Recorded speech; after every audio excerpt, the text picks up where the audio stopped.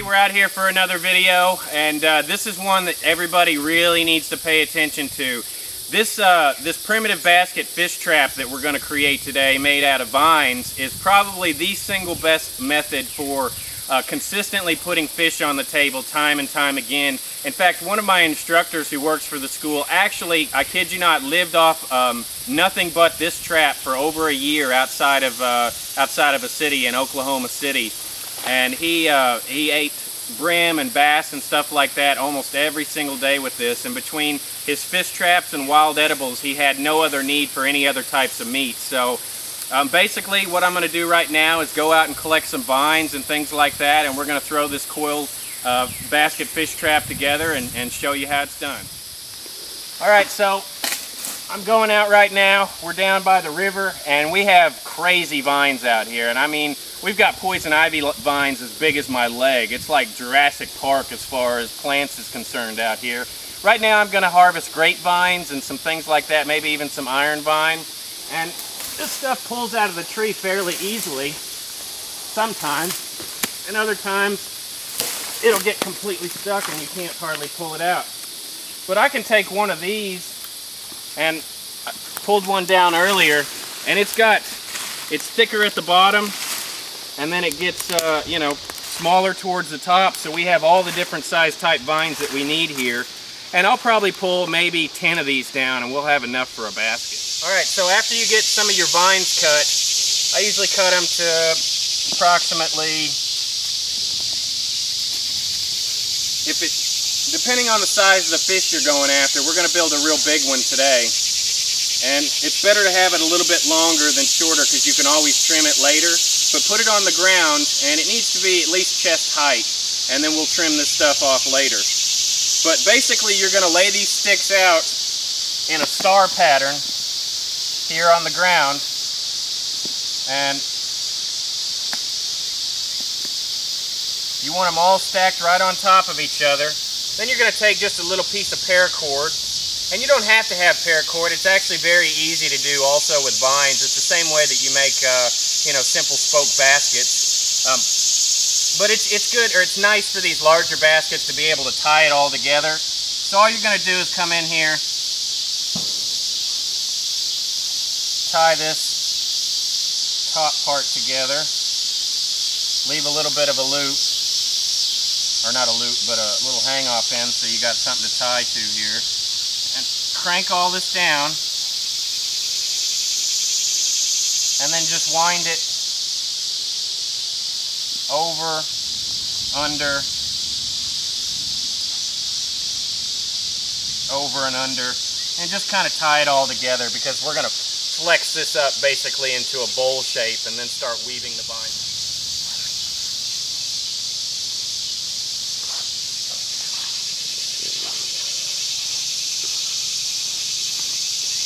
Just want to make sure that all these are tied together well. Doesn't have to be in any kind of a pattern. It looks a little nicer when you do it with vines, but I like to make sure that this baby is held together initially, because these larger vines are a little bit more difficult to work with. And that's it. Then we're going to form it up. Alright, so you're going to start the base of the basket with a small vine, and it's very simple.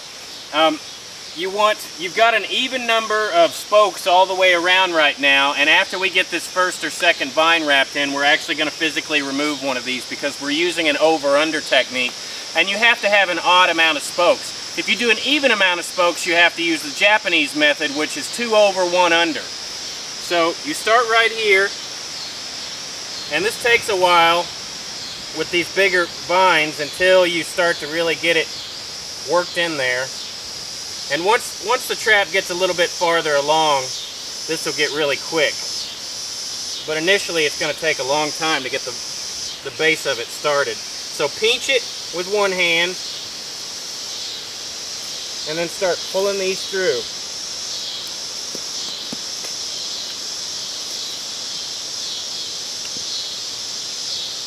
Over, under, and you want to try to make them tight.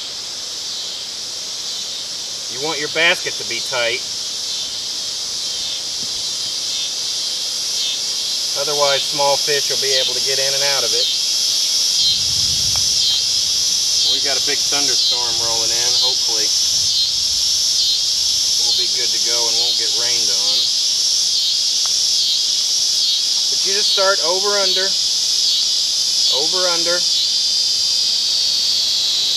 making sure to pull it in tight.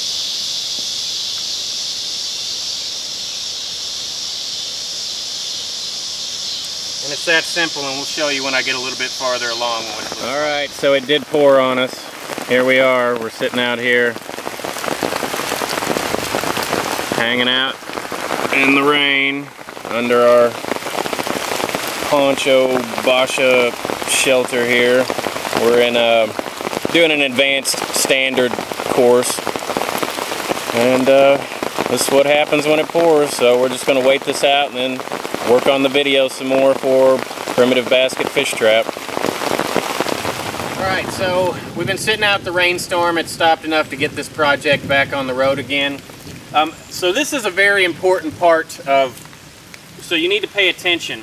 We've got an odd amount or an even amount of spokes out here right now, but we need to have an odd amount of spokes, because if we don't, what'll happen is you'll have all overs and all unders on the same thing, and we need those to alternate. So we need an odd amount of spokes. So what we're going to do is just take one of the spokes after we've bound it really well with a smaller vine, and we're just going to cut it off. And that's it. And then once we take that spoke off, we just kind of compensate some of these other ones out, making sure that it's even all the way around. And then we're going to start with our vines with the over and under again. And we're just going to keep working our way up until we form a basket. So we're going to get the base formed. And an easy way to do that and help bring our sticks together is just to tie the top. You can either lash that with some vine, or you can just take a piece of paracord and tie it temporarily.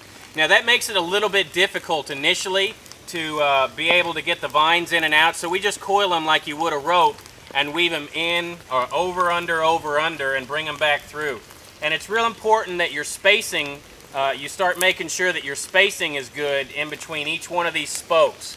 And once you get this base formed, this will actually form up on its own, and then you can release the paracord and this stuff will stick straight up in the air. But we're going to need to get up to about right here with the vines before that we can do that.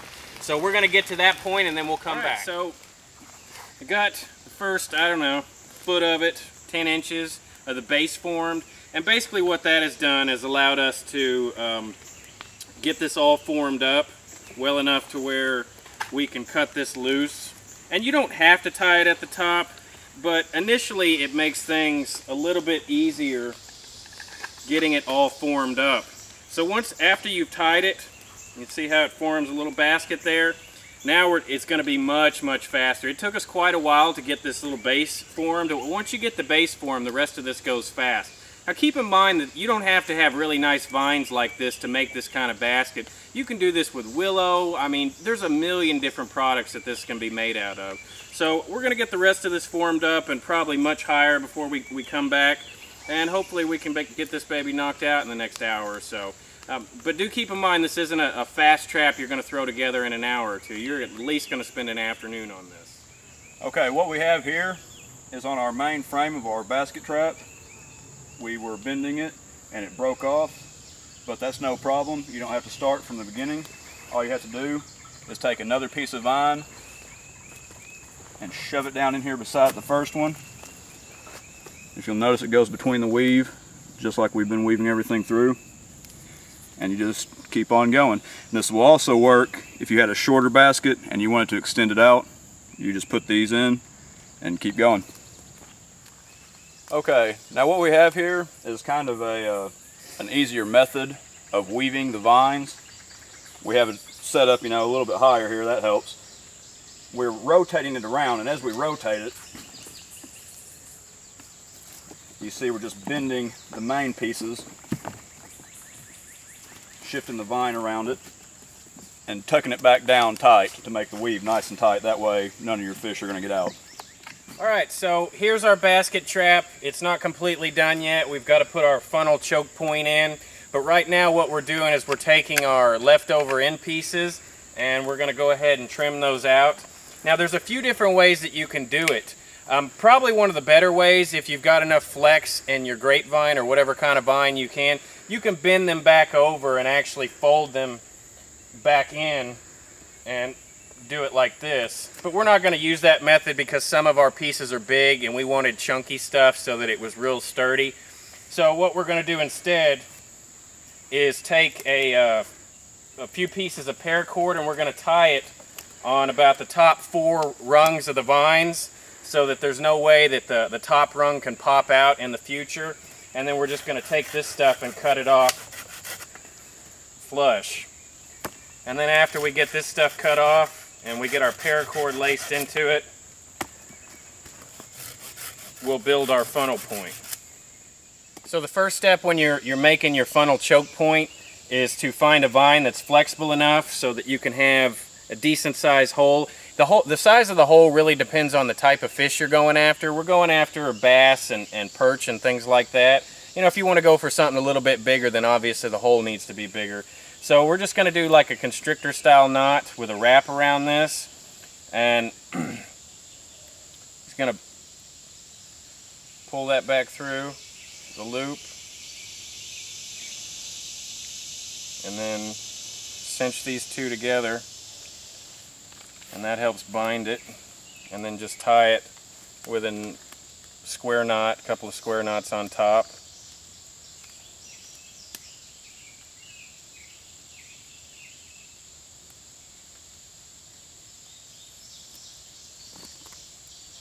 And then take the ends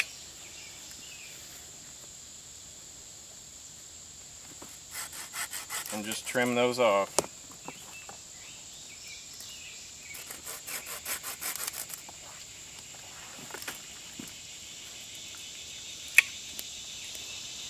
And we might even throw a little bit more paracord down towards these ends just to hold these together. All right, so the next step is, once you get this lashed together, you're going to take about 5 sticks, about pinky size, and in one side of them you need to make a notch so that when it sets into the actual hoop and you tie the cordage on it, it won't move around. It'll make it a little bit more secure.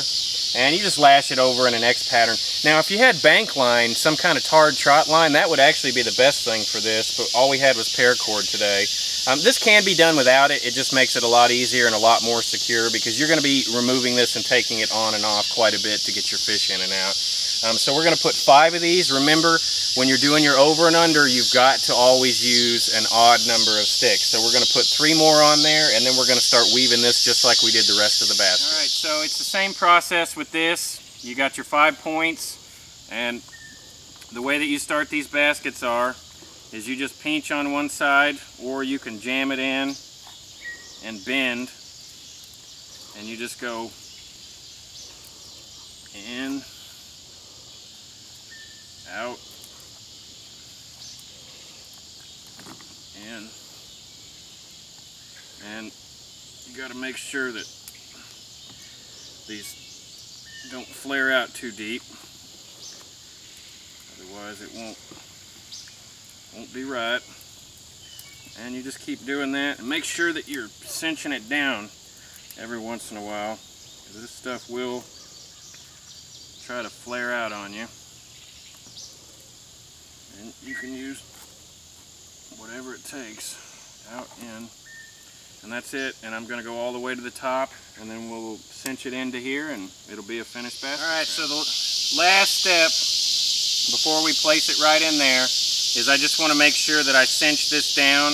I didn't have flexible enough spokes that are coming out to be able to bend back over. Sometimes you can bend them at extreme angles and then fold them back over on themselves, but honestly this method is going to be a little bit more secure, and this is going to be a permanent trap at our camp for us, so I want to make sure that it's pretty beefy. And you just basically take some paracord or whatever kind of line you got and cinch down these middle sections so that there's no chance that the paracord or the vines at the top will come loose. Just take that and run you a couple of square knots on it.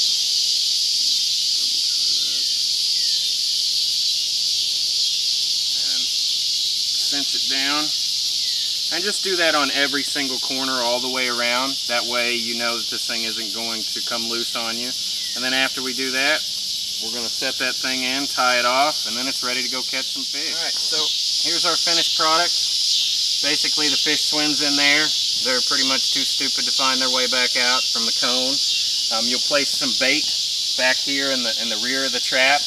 And the cool thing about doing it with this method is I don't even necessarily, like I've got this tied off right here. I just unleash that, pull this out, and this is just kind of wedged in here so that when I want to collect my fish, all I do is take them up on shore and dump them out.